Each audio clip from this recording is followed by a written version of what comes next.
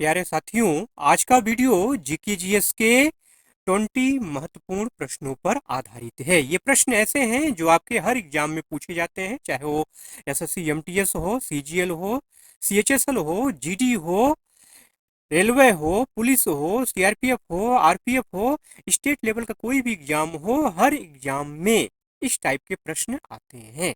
ठीक है, मतलब कहने का मतलब ये है कि आज की वीडियो में जो भी प्रश्न मैंने लिया है ये सब एवरग्रीन क्वेश्चन है। ठीक है, इसलिए वीडियो कंप्लीट देखिएगा। चलिए प्रश्नों का सिलसिला शुरू करते हैं। पहला प्रश्न है कि निम्नलिखित में से किसके समाधि स्थल का नाम चैत्र भूमि है। आपसे चैत्र भूमि यहाँ पे वर्ड आया है, आपको ध्यान देना है। चैत्र भूमि, चैत्र भूमि किसका समाधि स्थल है? महात्मा गांधी का है, जवाहरलाल नेहरू का है, लाल बहादुर शास्त्री का है, या डॉक्टर भीमराव अंबेडकर का है? तो इसका जो राइट आंसर है वो है डॉक्टर भीमराव अंबेडकर। डॉक्टर भीमराव अंबेडकर की समाधि को चैत्र भूमि कहा जाता है। कहाँ पर है ये जानते रहिए। अगर पूछा जाए आपसे कि चैत्र भूमि समाधि स्थल कहाँ है, तो ये है मुंबई में। कहाँ है? मुंबई में है, आपको ध्यान में रखना है। ठीक है, अब अगर महात्मा गांधी की बात करूं तो महात्मा गांधी की समाधि स्थल का नाम क्या है? उसको हम कहते हैं क्या? राजघाट कहा जाता है। क्या कहा जाता है? राजघाट। ये आपको ध्यान में रखना है। ठीक है, जवाहरलाल नेहरू की समाधि स्थल का अगर नाम बात करें तो उसको बोलते हैं क्या? उसको कहते हैं शांति वन। क्या कहते हैं? शांति वन। वैसे ही लाल बहादुर शास्त्री की समाधि स्थल का अगर नाम बात करें तो उसको क्या कहते हैं? उसको कहते हैं विजय घाट। ये आपको ध्यान में रखना है। ठीक है, तो ये हो गई डिटेल्ड इंफॉर्मेशन। चलिए अगले प्रश्न पे चलते हैं। निम्नलिखित में से किस क्रांति का संबंध फल उत्पादन से है? ठीक है, देखिए एग्जाम में अक्सर आपसे हरित क्रांति के बारे में जरूर पूछा जाता है। ठीक है, तो यहाँ पे जो पूछा गया है वो फल उत्पादन से संबंधित क्रांति का नाम आपसे पूछा गया है। तो इसका जो राइट आंसर है वो है सुनहरी क्रांति। सुनहरी क्रांति का संबंध किससे है? वो फल उत्पादन से है। अब बात करते हैं श्वेत क्रांति की। तो श्वेत क्रांति का संबंध किससे है? ये दुग्ध उत्पादन से है। जैसा कि नाम है वैसा काम भी है, दुग्ध उत्पादन। ठीक है, और हरित क्रांति, हरित क्रांति का संबंध किससे है? ये कृषि उपज से है। ये आपको ध्यान में रखा। हरित क्रांति का संबंध किससे है? कृषि उपज से है। नीली क्रांति का संबंध किससे है? नीली क्रांति का संबंध है मछली उत्पादन से। किससे उत्पादन से? मछली उत्पादन से। ठीक है साथी, चलिए अगले प्रश्न पे चलते हैं। अच्छा, चलते चलते यहाँ की और बता दूं आपको, जो है हरित क्रांति का जनक किसको माना जाता है भारत में? एमएस स्वामीनाथन को। ठीक है, जरा कमेंट करके बताइएगा विश्व में हरित क्रांति का जनक किसको माना जाता है। ये चीजें जो आपसे मैं पूछ रहा हूँ ये बहुत ही महत्वपूर्ण फैक्ट है जो कि हर एग्जाम में आते हैं, पूछे जाते हैं। अगला प्रश्न है कि पश्चिम बंगाल का दूसरा सांस्कृतिक प्रतीक, ध्यान दीजिएगा, ये दूसरा सांस्कृतिक प्रतीक जिसे यूनेस्को द्वारा विश्व विरासत सूची में शामिल किया गया है, क्या है? यहाँ पे कह रहा है दूसरा, इसका मतलब पहला भी होगा। मतलब एक बात यहाँ पे पकड़ने की है कि पश्चिम बंगाल में कम से कम 2 यूनेस्को विरासत स्थल हैं। तो दोनों की हम बात करेंगे। पहले हम दूसरे की बात कर लेते हैं। दूसरा सांस्कृतिक विरासत स्थल कौन सा है जो कि यूनेस्को सूची में शामिल किया गया है? तो उसका नाम है शांति निकेतन। शांति निकेतन को कब शामिल किया गया? 2023 में। कब शामिल किया गया? 2023। ये आपको ध्यान में रखना है। और ये भारत का 41वां, कौन सा? 41वां जो है विश्व विरासत स्थल है। ठीक है, अब बात कर लेते हैं जो है पहले की, कि पहला सांस्कृतिक प्रतीक क्या है पश्चिम बंगाल का, जिसको यूनेस्को विश्व धरोहर सूची में शामिल किया गया है? तो है दुर्गा पूजा। ठीक है, बंगाल की जो दुर्गा पूजा है, दुर्गा पूजा को यूनेस्को विश्व विरासत सूची में शामिल किया गया है। ठीक है, बंगाल अगर आप नहीं गए हैं, पश्चिम बंगाल अगर आप नहीं गए हैं तो अगर जाएंगे तो रसगुल्ला जरूर खाइएगा, वहाँ का रसगुल्ला फेमस है। ठीक है, और हावड़ा ब्रिज भी फेमस है, हावड़ा ब्रिज भी जरूर से देखिएगा। ठीक है, एक इंजीनियरिंग का बेजोड़ नमूना है हावड़ा ब्रिज। ठीक है, चलिए अगले वीडियो में हावड़ा ब्रिज के बारे में बात करेंगे। पहले हम चलते हैं क्वेश्चन नंबर 4 पर। बंगाल का शोक किस नदी को कहा जाता है? महत्वपूर्ण क्वेश्चन है, हर एग्जाम में पूछा जाता है। बंगाल का शोक कोसी नदी को कहा जाता है। कोसी नदी इसका राइट आंसर है। ठीक है, अच्छा यहाँ नहीं, गलत हो गया। कोसी नदी नहीं, कोसी नदी तो बिहार का शोक कहा जाता है। कोसी नदी कहाँ का शोक है? ये बिहार का शोक कहा जाता है। तो बंगाल का शोक क्या है मेरे भाई? वो है दामोदर नदी। जी हाँ, ठीक है, माफी चाहता हूँ गलत बताने के लिए। कोसी नदी, चलिए इसी बहाने आपको एक आंसर और मालूम हो गया कि कोसी नदी क्या है, बिहार का शोक कोसी नदी कहा जाता है, और बंगाल का शोक किसको कहते हैं, दामोदर नदी को कहा जाता है। ठीक है, अच्छा चलिए कमेंट करके जरा बताइएगा भारत की सबसे लंबी नदी कौन सी। चलिए मैं बता देता हूँ, गंगा नदी है। लंबाई कितनी है ये आपको कमेंट करके बताना है। पिछली वीडियो मैंने आपको बताया था गंगा नदी की लंबाई कितनी है। ठीक है, एक चीज और बताइएगा कमेंट करके कि ब्रह्मपुत्र नदी को भारत के बाहर किस नाम से जानते हैं। ठीक है, चलिए अगले प्रश्न पे चलते हैं। जनसंख्या की दृष्टि से भारत का विश्व में कौन सा स्थान है।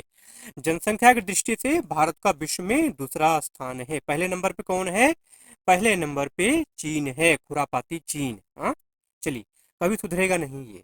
अगला प्रश्न है, उपनिषद कितने हैं, उपनिषद कितने हैं, उपनिषद है 108। ठीक है, चीन को खुरापाती मैंने क्यों कहा, एक समय ऐसा था, मुझे याद आता है, बड़े बुजुर्ग बताते हैं कि चीन वाले कहते थे चीनी हिंदी भाई भाई। ठीक है, वो हमको भाई बोलते थे, और भाई बोल के क्या किया, पीठ में छुरा घोंप दिया। ठीक है, और आज तक कब्जा किया हुआ है। ठीक है, चलिए अच्छा बात करते हैं अगले क्वेश्चन की। उपनिषद कितने हैं, उपनिषद है 108। ठीक है, अगले प्रश्न पे चलते हैं। गौतम बुद्ध को ज्ञान किस नदी के किनारे प्राप्त हुआ था। इसका जो राइट आंसर है वो है निरंजना नदी। निरंजना नदी को ही आप फल्गु के नाम से जानते हैं। ठीक है, फल्गु, यही वो नदी है जिसके किनारे क्या करते हैं हम लोग जाकर के, हिंदू धर्म में पिंडा पारा जाता है। अपने बुजुर्गों की आत्मा की शांति के लिए हम फल्गु नदी के किनारे जाके क्या करते हैं, पिंडा पारते हैं। अब आप समझ गए होंगे कि फल्गु नदी कहाँ है, ये गया में है। ठीक है, अब गया से बात आई तो बोध गया। ठीक है, निरंजना नदी कहाँ है, बोध गया के किनारे है। बोध गया कहाँ है, निरंजना नदी के किनारे है, तट पे बसा हुआ है। बोध गया में ही जो है महात्मा बुद्ध को, गौतम बुद्ध को ज्ञान प्राप्त हुआ था। ठीक है, चलिए अगले प्रश्न पे चलते हैं। क्वेश्चन नंबर 8, भारत में तैरता हुआ राष्ट्रीय उद्यान किस राज्य में है। एक चीज और क्लियर कर दूं आपको, ये भारत में ही नहीं, विश्व का एकमात्र तैरता हुआ राष्ट्रीय उद्यान किस राज्य में है, भारत के किस राज्य में है। चलिए क्वेश्चन मैंने ऐसे बना दिया, अब बताइए। जी हाँ, बिल्कुल सही, ये है मणिपुर। मणिपुर इसका राइट आंसर है। नाम क्या है इसका, इसका नाम है केबुल लाम जाओ, के या बुल लाम जाओ। ठीक है, केबुल लाम जाओ इसका नाम है। और क्लियर कर दूं आपको बात, जो है जो लोकटक झील है, लोकटक झील से इसका संबंध है। ठीक है, तो मणिपुर, मणिपुर के बिशुपुर जिले में है ये। ठीक है, भारत का तैरता हुआ और विश्व का, साथ ही साथ विश्व का भी क्या है, ये एकमात्र तैरता हुआ राष्ट्रीय उद्यान है। ठीक है, अगला प्रश्न है कि मानव शरीर की मूलभूत इकाई क्या है। मानव शरीर की मूलभूत इकाई होती है कोशिका। कोशिका की खोज किसने की, रॉबर्ट ब्राउन ने किया। किसने किया, रॉबर्ट ब्राउन ने। ठीक है, अब जरा कमेंट करके आपको बताना है कि रॉबर्ट ब्राउन ने कोशिका की खोज कब की थी। ठीक है, अगला प्रश्न है कि खालसा पंथ के गठन के उपलक्ष्य में कौन सा त्योहार मनाया जाता है। खालसा पंथ के गठन के उपलक्ष्य में बैसाखी मनाया जाता है। क्या मनाया जाता है, बैसाखी त्योहार मनाया जाता है। अब आपको कमेंट करके बताना है कि खालसा पंथ का गठन किसने किया, सिख के कौन से गुरु ने खालसा पंथ का गठन किया था। ठीक है, अगला प्रश्न है कि आधुनिक अर्थशास्त्र का जनक किसे कहा जाता है। आधुनिक अर्थशास्त्र का जनक जो है एडम स्मिथ को कहा जाता है। ठीक है, और अगर आपसे पूछा जाए कि अर्थशास्त्र का जनक कौन है, तो कौटिल्य या चाणक्य, दोनों एक ही नाम है। ठीक है, अच्छा एक वर्ड यहाँ पे और है, अमर्त्य सेन। अमर्त्य सेन को अर्थशास्त्र के लिए नोबेल पुरस्कार मिला है। ये भारतीय हैं जिनको अर्थशास्त्र के क्षेत्र में नोबेल पुरस्कार दिया गया था। ठीक है, तो ये हो गई डिटेल बात। अब चलिए जो है क्वेश्चन नंबर 12 की बात कर लेते हैं। वोट देने का अधिकार किस प्रकार का अधिकार है। इस समय चुनाव का टाइम चल रहा है, जरा कमेंट करके बताइएगा आपने वोट दिया कि नहीं। अभी आपकी उम्र वोट देने लायक हुई है कि नहीं हुई है। अगर हुई है तो आपने अपने मताधिकार का प्रयोग किया कि नहीं किया। और आपका संबंध किस क्षेत्र से है, मतलब आप किस जिले से, किस राज्य से संबंधित है, जरा ये भी बताइएगा। ठीक है, तो वोट देने का अधिकार किस प्रकार का अधिकार है? संवैधानिक अधिकार है, कानूनी अधिकार है, मौलिक अधिकार है, या संवैधानिक और कानूनी अधिकार दोनों है? जी हाँ, ये संवैधानिक और कानूनी दोनों है। वोट देने का अधिकार आपका संवैधानिक और कानूनी अधिकार है, इसलिए हमें मताधिकार का प्रयोग जरूर से करना चाहिए। अगला प्रश्न है कि गुलामगिरी पुस्तक किसकी रचना है? गुलामगिरी पुस्तक जो है ज्योतिबा फुले की रचना है। ज्योतिबा फुले ने ही सत्य शोधक समाज, सत्य शोधक पूछा जाता है अक्सर ये, ठीक है, सत्य शोधक समाज की स्थापना किसने की? तो सत्य शोधक समाज की स्थापना किसने की? ज्योतिबा फुले ने की, ठीक है। तो अच्छा, हरिजन समाज की स्थापना किसने किया? महात्मा गांधी ने किया, ठीक है। तो ये चीजें आपको ध्यान में रखना है। गुलामगिरी पुस्तक किसकी रचना है? ज्योतिबा फुले की रचना है, ठीक है। अगला प्रश्न है कौन सा ग्रह उल्टा घूमता है? देखिए सारे ग्रह सीधा घूमते हैं, लेकिन यही एक ग्रह है जो कि उल्टा घूमता है, ठीक है। तो इसका राइट आंसर है वो है शुक्र ग्रह। शुक्र ग्रह क्या करता है? ये उल्टा घूमता है। उल्टा घूमने का मतलब ये पूर्व से किधर? पूर्व से पश्चिम घूमता है, पूर्व से पश्चिम। बाकी जितने ग्रह हैं वो पश्चिम से पूर्व घूमते हैं, लेकिन शुक्र ग्रह क्या करता है? पूर्व से पश्चिम घूमता है। क्वेश्चन नंबर 15 है विंग्स ऑफ फायर किस भूतपूर्व राष्ट्रपति की रचना है? ठीक है, भूतपूर्व राष्ट्रपति की बात आई तो doctor APJ Abdul Kalam. Doctor APJ Abdul Kalam. Wings of fire किसकी रचना है? ये डॉक्टर एपीजे अब्दुल कलाम की आत्मकथा है, ठीक है। अगला प्रश्न है कि मुद्रा राक्षस नाटक किस राजा की कहानी पर आधारित है? मुद्रा राक्षस नाटक जो है ये चंद्रगुप्त मौर्य और चाणक्य, उनके जो प्रधानमंत्री थे चाणक्य या कौटिल्य, उनकी कहानी पर आधारित है। तो आपसे राजा का नाम पूछा गया है तो आंसर हो जाएगा चंद्रगुप्त मौर्य, ठीक है। अगला प्रश्न है, अच्छा एक चीज और क्लियर कर दूं यहाँ पर कि मुद्रा राक्षस है किसकी रचना है? मुद्रा राक्षस जो है ये विशाख दत्त की रचना है। संस्कृत के कवि थे, संस्कृत में लिखा हुआ है पूरा पूरा, और ये इसके रचनाकार कौन थे? विशाख दत्त थे, ठीक है। अगला प्रश्न है कि संविधान सभा ने राष्ट्रीय ध्वज कब अपनाया था? 22 जुलाई 1947 को, 24 जनवरी 1950 को, 26 जनवरी 1950 को, या 15 अगस्त 1947 को?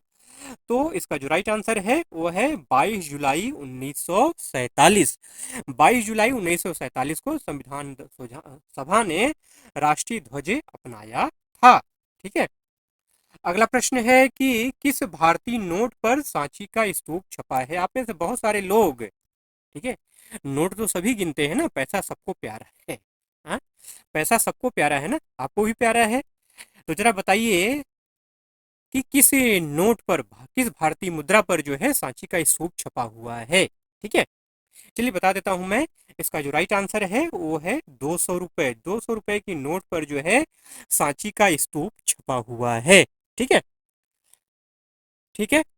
अच्छा यहाँ पर एक और बात कर लेते हैं, 100 रुपए। 100 रुपए पर क्या छपा हुआ है? 100 रुपए पर जो है रानी की बाब, क्या छपा है? रानी की बाब, ठीक है, रानी की बाब, ठीक है, ये छपा हुआ है। 500 रुपए पर जो है लाल किला छपा हुआ है। अब सब कुछ मैं नहीं बताऊंगा, कुछ आप भी बताओ मेरे भाई, ठीक है, कुछ आप भी बताइए जो है 500 रुपए पर क्या छपा है? अरे भाई चल जाओ, 500 रुपए पर क्या बना छपा है? लाल किला छपा है। आपको कमेंट करके बताना है कि 50 रुपए की नोट पर क्या छपा हुआ है, ठीक है। चलिए क्वेश्चन नंबर 19 पे चलते हैं। My experiment with truth, my experiment with truth किसकी आत्मकथा है? तो माई एक्सपेरिमेंट विथ ट्रुथ जो है ये महात्मा गांधी की रचना है, महात्मा गांधी की आत्मकथा है। सत्य के साथ मेरा प्रयोग। अच्छा, गोखले कौन थे? गोपाल कृष्ण गोखले महात्मा गांधी के राजनीतिक गुरु थे। कस्तूरबा गांधी कौन थी ये भी बताना पड़ेगा, उनकी पत्नी थी। चलिए आज का लास्ट प्रश्न है क्वेश्चन नंबर 20, ठीक है। मेरे ख्याल से आज का सेशन आपको अच्छा लगा होगा, मजा आया होगा। अगर मजा आया हो प्रश्नों में तो एक लाइक जरूर से करके जाना मेरे भाई, वीडियो ऐसे छोड़ के नहीं जाइएगा, ठीक है। और चैनल को भी जरूर से सब्सक्राइब कर लीजिएगा, क्योंकि महत्वपूर्ण क्वेश्चन मैंने कराए हैं। अगर महत्वपूर्ण क्वेश्चन मैंने कराया हो, आपको लगा हो कि हाँ इंपॉर्टेंट क्वेश्चन थे आज के वीडियो में, तब जरूर से सब्सक्राइब करिएगा। इंपॉर्टेंट अगर ना लगा हो तो सब्सक्राइब मत करिएगा, बिना सब्सक्राइब किए आप जा सकते हैं, ठीक है। क्वेश्चन नंबर 20 है कि भारत में जीएसटी की शुरुआत कब हुई थी? तो भारत में जीएसटी की शुरुआत हुई थी 1 जुलाई 2017 को, ठीक है। अच्छा, जीएसटी का मतलब क्या होता है? गुड्स एंड सर्विस टैक्स, ठीक है। कन्यादान है ये। 1 जुलाई 2017 को जीएसटी की शुरुआत हुई थी, आपको ध्यान में रखना है, ठीक है। और चैनल जरूर से सब्सक्राइब करना है। चलिए मिलते हैं अगले वीडियो में, तब तक के लिए जय हिंद।